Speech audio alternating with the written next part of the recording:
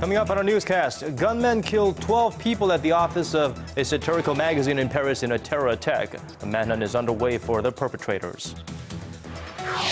There are growing fears that Korea's annual inflation rate could go down to its lowest level in 16 years due to spiraling oil prices. And we have a preview of what to expect in domestic politics this year. Stay with us for these and much more.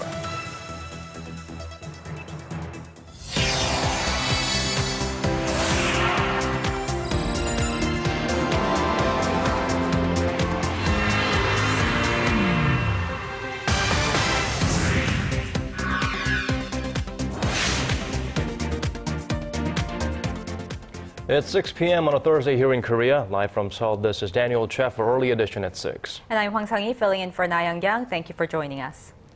We begin with the latest from the horrific terror attack in Paris.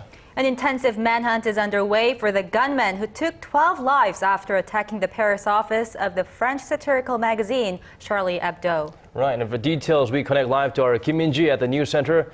Min-ji, I understand we have the police rounding up more suspects. So far, one of them has given himself up. It's a teenager, right? That's right. The youngest of the three suspects, and identified as 18-year-old Hamid Murad, surrendered earlier to police. This comes as authorities carry out large police operations to locate the remaining two.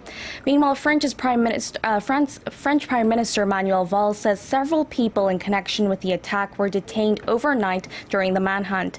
AFP puts that number at 7. Now, there have been another shooting of a French police officer just a day after the attack on Charlie Hebdo, and authorities are looking to determine whether the two events are connected. Police, meanwhile, have released photos of the suspects at large brothers Saeed and Sharif Kouachi, both of whom are in their 30s. Arrest warrants have been issued for them, and police say they are likely armed and dangerous. Officials are looking to see whether they have any connection to the Islamic State militant group or Al-Qaeda. President Francois Hollande denounced the shootings as a terror attack and set Thursday as a day of mourning. They left their mark on generations and generations of French, through their influence, through their insolence, through their rare independence. Here, I want to say to them, we will continue to defend it, this message of freedom, in their name. And the French government has stepped up security across the nation in the wake of the attack. Min-ji, can you help us go over the details of the shooting itself? Yeah, sure. It took place around noon on Wednesday when heavily armed gunmen stormed an editorial meeting at the Paris office of Charlie Hebdo and opened fire. The attack seemed very organized, the shooters reportedly calling the victims by name before executing them. Just minutes later, the gunmen were seen calmly leaving the building and getting into a black car that was waiting for them. They abandoned that vehicle sometime later and carjacked another. Witnesses say they heard the gunmen shouting, "We have avenged the Prophet Muhammad, and God is the greatest," in Arabic. Altogether, 12 are dead, and that includes the editor as well as prominent cartoonist and 2 police officers. Now, a bit about the magazine. It's no stranger to courting controversy.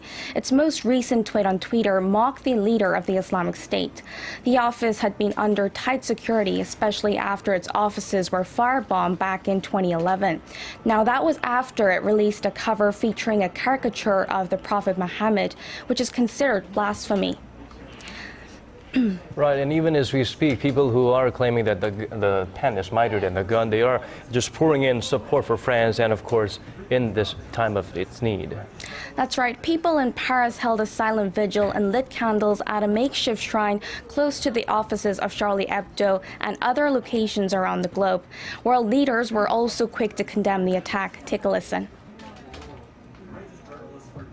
This horrific attack is meant to divide. We must not fall into that trap.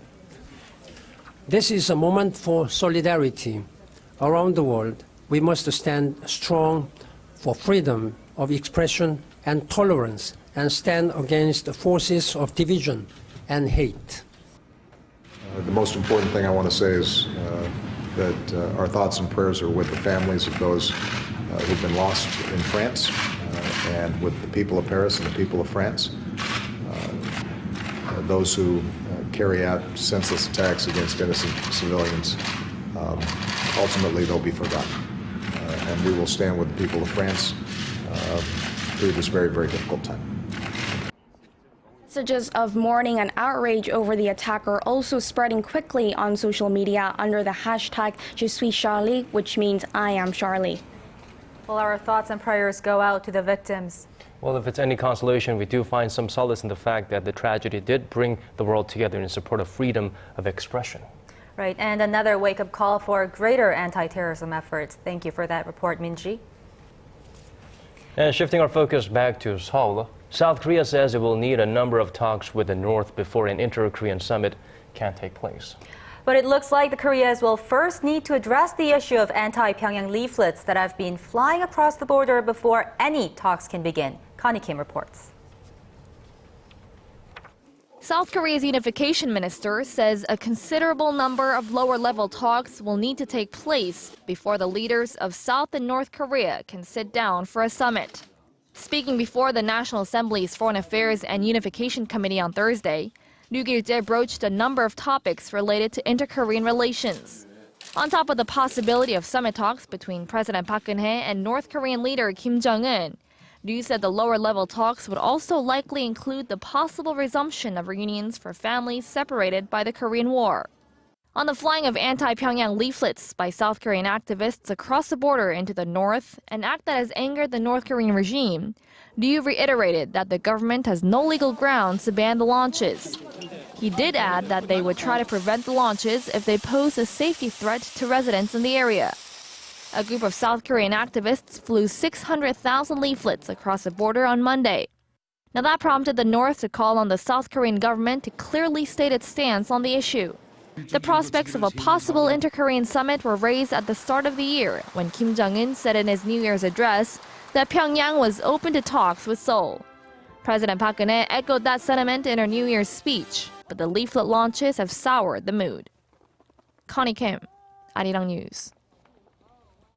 South Korea will continue to conduct its joint military drills with the U.S. in spite of the recent condemnations coming from the North. South Korean Defense Ministry spokesperson Kim Min-seok said Thursday that the joint military drills were needed to maintain military readiness. He also emphasized that the exercises are purely defensive in nature. When asked about the possibility of a North Korean infiltration, the spokesman said Seoul was prepared to counter any and all military threats coming from Pyongyang. The top man at the FBI reaffirms what he has been saying all along, that North Korea was responsible for the hack attack on Sony Pictures. Plus, Washington's top intelligence chief warned Pyongyang could launch additional cyber attacks against the United States unless something is done to stop them. Our Kwon So-hwa has this story. There's no doubt. The FBI seems more confident than ever that North Korea was behind the recent hacking of Sony Pictures.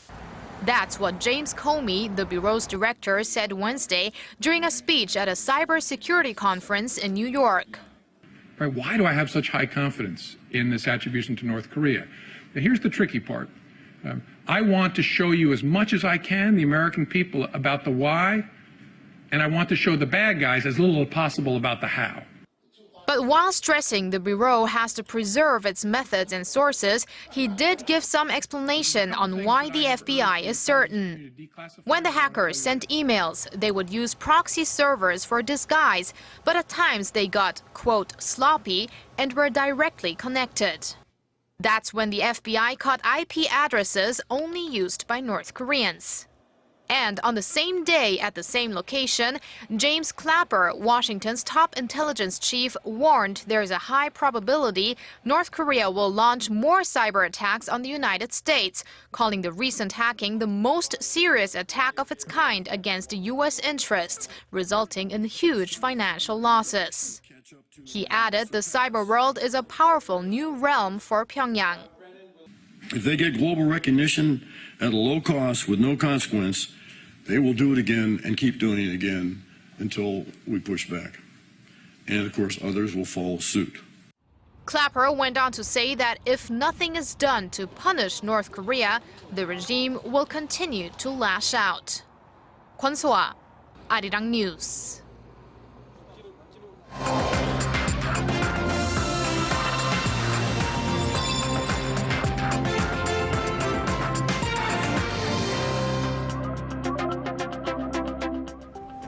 Time now for the last installment of our four-part series on Korea's outlook for 2015. Today we look into the arena of domestic politics. Right, and to see what's in store for the nation's presidential office, the parliament, and main political parties this year, we have our Park Ji-won joining us to give us the political preview of 2015. Hey, Ji-won. Hi guys, well this year will be full of changes and challenges for politicians from both sides of the aisle. And there's one very noticeable absence this year. There will be no national elections this year in 2015. So the Park Geun-hye administration, which is about to enter its third year out of its 5-year term, is hoping to focus entirely on its policy goals and reforms that it has envisioned since its inauguration about 2 years ago. But before we get into that, let's first check out the biggest political events of this year. The first major political event of the year will be on February 8th. That's when the main opposition, New Politics Alliance for Democracy, will hold a convention to select a new party leader and Supreme Council members. Up until last July, the opposition party was led by two co-leaders, Kim Han-gil and former presidential candidate An Chol-soo. However, the party faltered in July's by-elections and has been led by interim leader Moon Hee-sang ever since. Former presidential candidate Moon Jae-in and Park Ji-won, a close aide to former President Kim Dae-jung, will go head-to-head for chairmanship of the party in February. On April 29th, by-elections will be held for the 3 parliamentary seats that turned vacant when the minor opposition Unified Progressive Party was disbanded in December. These are 3 electoral districts in which traditionally progressive parties have been successful in the past. If the ruling party loses all 3 this time around, though, it could be seen as a referendum on the incumbent administration. In May, both the ruling and opposition parties will elect their new floor leaders. For the ruling Saenuri Party, an internal strife between supporters of President Park and those who don't stand with her has widened. Whoever replaces current floor leader Lee Wan-gu, who's in the Park Geun-hye camp, will have a big influence on the relationship between the party and the presidential office. Later on in the summer, the minor progressive Justice Party will elect its new leader. So, Ji-won, no national elections in 2015, but clearly a lot of elections within the political party. How is that expected to shape up the political arena? Well, according to experts, the most watched of the party elections will be when the new floor leaders of both parties are picked in May.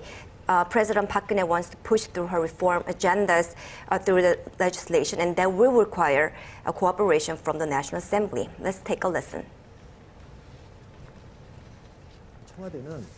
The presidential office can push through its agenda at Parliament so long as the floor leaders cooperate.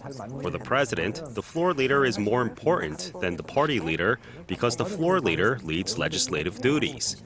If the ruling party's new floor leader comes from outside President Park's support base, it will be a tough year for the presidential office. Right, it looks like it's going to be a tough year or a busy year for the other Park Ji-won and of course our President Park Geun-hye as well. The administration is obviously under pressure to produce some tangible results this year, and they're really under the microscope, but what will their main focus be on? Well, the President Park Geun-hye wants to forge ahead with reforms, especially in the arena of a more flexible labor market and state agencies and national pension system. But these are very controversial items, so it requires a very cautious approach to minimize backlash. And as you can see from this decline in President Park's approval ratings from nearly 65% at one point last year to below 40% at its lowest, the public is paying close attention to what the presidential office is doing and will continue to do so in this new year. Well, we'll also be closely following the events throughout the year. I'm sure you'll keep us updated. Thank you for your report today, Ji-won.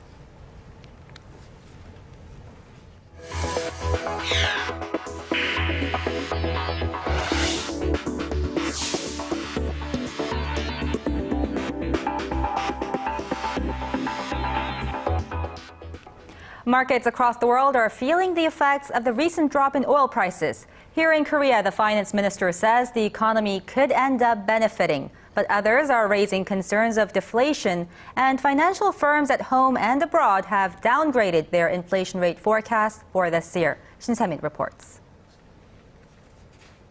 There are concerns that spiraling global oil prices could push Korea's annual inflation rate down this year to its lowest level in 16 years, into the 0% range. If that happens, it would mark the first time since 1999, right after the Asian financial crisis, when consumer price growth dipped to 0.8%. The possibility is being raised by analysis from financial firms at home and abroad. Samsung Securities and the Korean Development Institute have downgraded their forecast to below 1%. Overseas, Credit Suisse lowered its projection from nearly 3% to 0.9%, citing sinking crude prices. Analysts worry that the falling oil prices added onto the Korea's sluggish economic growth may lead to something else. Stabilized supply prices on the back of falling oil prices have created a foundation for lower prices.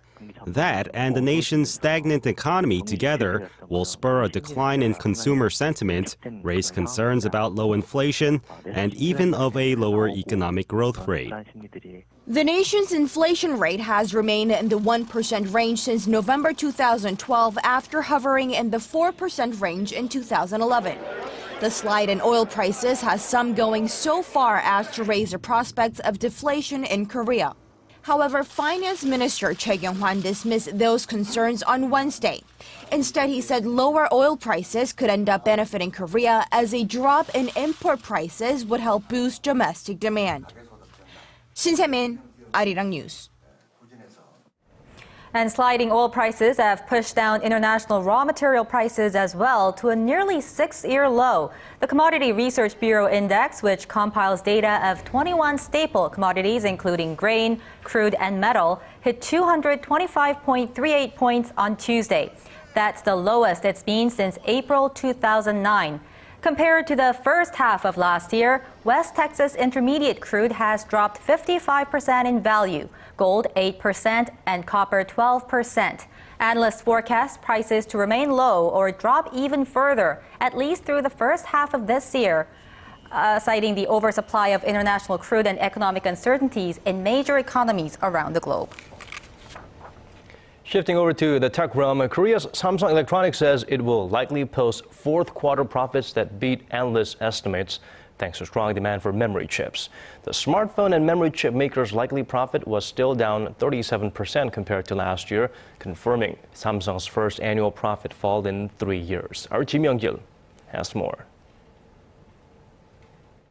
In a guidance report released on Thursday, Samsung Electronics said its operating profit would likely be $4.7 billion in the October to December period of 2014, beating expectations. However, that would also mean that profits were down almost 37.5% from a year earlier, marking the first annual profit decline since 2011.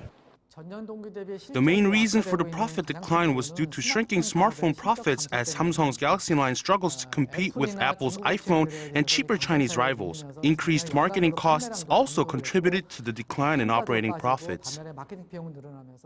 But the fourth quarter figure still marks a rebound from the company's third quarter profits of $3.6 billion, which was Samsung's lowest quarterly profit in more than 3 years. Fourth quarter sales likely fell more than 12% on year to some $47 billion, but that's up $4.5 billion from the previous quarter. Analysts presume Samsung's semiconductor division performed better than the cash cow mobile business in the October to December period, aided by a rise in demand for memory chips that go into personal computers and smartphones. Analysts say Samsung's mobile business will better this year. Although the world's smartphone market is still competitive, we expect Samsung to regain its footing with the upcoming release of the Galaxy 6 smartphone. Samsung has also improved its lower-tier smartphone lineups to retain its market share and boost profits. The analyst also predicted that sales of semiconductors and advanced display panels will pick up thanks to the favorable market conditions. Although Samsung did not provide a breakdown of its divisional profits, analysts expect a better picture of Samsung's overall performance once the final earning figures are released later this month. Kim Young-gil, Arirang News. We move on to other stories. With fears that the latest outbreak of foot and mouth disease might spread further, Korea has stepped up efforts to contain it. In fact, the latest data shows that the government has spent billions of dollars to deal with contagious livestock disease over the past 4 years alone. Our Lee Ji-yoon tells us more. $2.7 billion US. That's how much the Korean government has spent over the last 4 years to deal with livestock diseases. According to the Agriculture Ministry on Thursday, the government spent more than $2.5 billion between 2010 and 2011. This is when the country had to slaughter over 3 million animals in the nation's largest outbreak of foot and mouth disease. On top of that, $75 million went toward dealing with avian influenza, where over 6 million chickens and ducks were culled. The money covered the costs of slaughtering the animals, sterilizing infected farms, and compensating farmers. In the latest outbreak of foot and mouth disease that started last month, over 28,000 pigs have been slaughtered so far, already incurring a loss of some $9 million. But the government is hoping to save some of the cost this time. Instead of slaughtering all animals at infected farms, the government's policy now is to selectively slaughter only the ones showing symptoms of infection. Along with strengthened quarantine measures, the government is considering penalizing farmers that don't vaccinate their livestock. Experts also say that the government should set aside a bigger budget for animal vaccination and quarantine to keep diseases from breaking out in the first place. Despite the efforts, though, the Agriculture Ministry confirmed another case of the disease in Sejong City on Thursday. The ministry said authorities have culled 226 pigs at the farm. Lee Ji-yoon, Arirang News. Technological marvels, wearable smart devices have taken center stage at this year's International Consumer Electronics Show in Las Vegas, I heard. Well, naturally, since devices we touch and interact with are increasingly being connected to the World Wide Web. Kim Ji-yeon reports. What should I wear? It's a question people constantly ask themselves after setting foot in the 2015 International Consumer Electronics Show in Las Vegas. Perhaps something that helps you make the most of your time in the gym, taking note of your heartbeat and movements. And who needs a chauffeur when you can order your BMW to pick you up right away? BMW, pick me up. It's not science fiction anymore. It is science fact. The age of the Internet of Things has already started. Wearable smart devices are increasingly in the spotlight, with companies presenting gadgets in line with the Internet of Things, a trend that involves devices talking to each other across the Internet. Companies believe that everything we touch or interact with will be connected to the World Wide Web in the next several years. Samsung Electronics has set a goal of having all of its devices connected to the web by 2020. Korean companies have been quick to hook up home appliances to the net, but now they're exploring products that are not traditionally electronic, like furniture. I'm coming home. And the climate for business looks bright due to the rising demand for smart home devices. Data by U.S.-based market tracker Strategy Analytics says the global market for smart homes will grow to more than $100 billion in 2019, more than double last year's total of $45 billion. Kim Ji-yeon, Arirang News.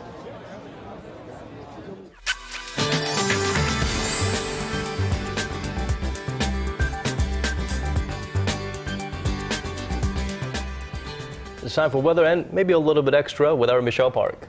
Hi, Michelle. I understand you have some useful tips for preventing icy windshields. The answer includes a simple home remedy. Vinegar can be used as a de-icer, so you don't have to scrape those windshields anymore. But that won't be necessary tomorrow, since this frigid weather is going to let up a bit, with the mercury rising back to the seasonal average. Now for our weekend, expect comfortable weather for being outside, with partly cloudy skies and temperature readings well above freezing. And now to our readings for tomorrow. So we'll start off the Friday morning at -6 and gets up to 3 in the afternoon, while Daegu and Busan gets up higher at 7 and 8 degrees. And moving over to other regions, Jeju Island gets up to 10, while Mount Kumgang dips low to -6 degrees. Well, that's all for now, Michelle Park, and have a wonderful evening. Thank you for that, Michelle. And that does it for us. This has been Daniel Che. To our viewers in Korea, have a safe drive or ride home. And I'm Hwang Sang-hee, wishing you a great start to your day if you're tuning in from different time zones. We'll be back with more same time tomorrow.